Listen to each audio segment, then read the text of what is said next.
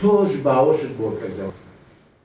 لە هەناوی گەڕەکی کانیەشقاندا پیاوێکی بیرتیژ و قەڵەمێکی بەبڕشت و ڕۆژنامەوان و پێشمەرگەیەک لەدایک دەبێت لە ساڵانی 1961 بۆ 2022 نووسین و چالاکیەکانی دەبنە جێگەی سەرنج. ئازاد تۆفیق پارێزگاری هەڵەبجە دەڵێ حەکیمی مەلا ساڵح پێشەنگایەتی کردین بەرەو خەبات لە ڕیزەکانی کۆمەڵە و یەکێتیدا دەمانێک شانۆ و نووسین و بەرهەمەکانی خۆی بڵاو دەکردەوە ئەوێ دەمکەم بوون جورەتی چالاکیان هەبێت کەچی بە نووسین و بە شانۆ و بە شیعر خەباتی دەکرد. بەڕاستی کاک حەکیم یەکێکە لەو کەسانە لە ڕۆژگارە هەرە سەختەکانە قەڵەمێکی پرشنگدار بووە، قەڵەمێکی مقاومە بووە. شێعرەکانی حەکیم دژ بە ڕژیمی داگیرکەری بەغدا، شانۆیەکانی کاک حەکیم دژ بە دەسەڵات و دژ بە سوڵتەی فاشێتی بەغا وەک ڕۆژی ڕوون دیارە. ئەو کاتان ئێمە سەر دەمێ بوو سەرقاڵی مەسلحی شانۆگەری نیشتیمان بووین کەچ دەورێکی و دوایەوە خەریکی شانۆگەریەک بووین بە ناوی مەڵە بەداخەوە دەستگا ئەمنیەکانی ئێرە ڕێگەیان پێنا دوای پرۆڤژ بڵای باڵێن عەرزی بکەین. کاک حەکیم دواتر گۆڤارێکیان دەرەکرد دیارە بە ناوی شتری و ناوەکان گۆڕی بە ناوی ئاسۆگە کە ئەو قەڵەمانت بەشداریان تیاکرد دژی دەسەڵات بوون، دژی حکومەت بوون، بە شێعر و چیرۆک و ئەدەبی مقاومە بەشدارە بوون. حەکیمی مەلا ساڵح 32 بەرهەمی چاپکراوی هەیە و 8 بەرهەمی ئێستا ئامادەیە بۆ چاپکردن. ئەو ڕێزلێنان و سوپاسگوزاریی کە بۆی کرا دەڵێ دڵخۆشی کردم.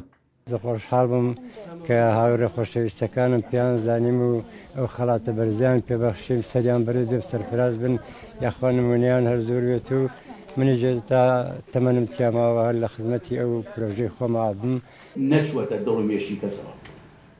دەستگای کەریمی عەلەکە باوبەشی لەگەڵ گەلەری جەلال عەزەبانی هەستان بە بەخشینی ڕێز و وەفا و سازکردنی دیدارێک بۆ گفتوگۆکردن لەسەر ژیان و بەرهەمەکانی حەکیمی مەلا ساڵح.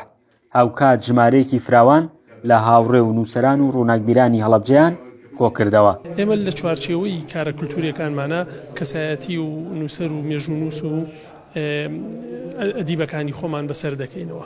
حەکیمی مەلا ساڵح وەکو شەخسیەتێک وەکو کەسایەتیشی ئەدەبی وەکو مێژوونووسێک و کەسێک کە لە مەجالی زمانە چواردەیە کار دەکا بە پێویستمان زانی کە ئەم دیداری بۆ ساز بکەین وەکو ڕێزدێنانێک وەکو ئەوەی کە وەکو وەفایەک بۆ قەڵەمی ئەو پیاوە بەڕێزە وەکو وەفایەک بۆ ئێمە دووبوونەکانی. حەکیمی مەلا ساڵح ساڵی 1954 لە گەڕەکی کانیاشخان لە هەڵەبجە لەدایک بووە. لە ساڵی 1982 پەیوەندی بە ڕیزەکانی یەکێتی نیشتیمانی کوردستانەوە کردووە.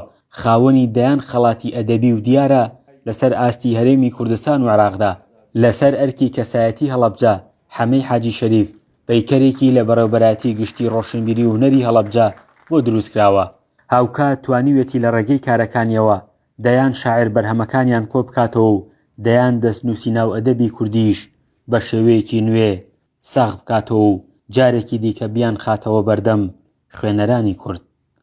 فەرحان حەمەخان، گەلی کوردستان، هەڵەبجە.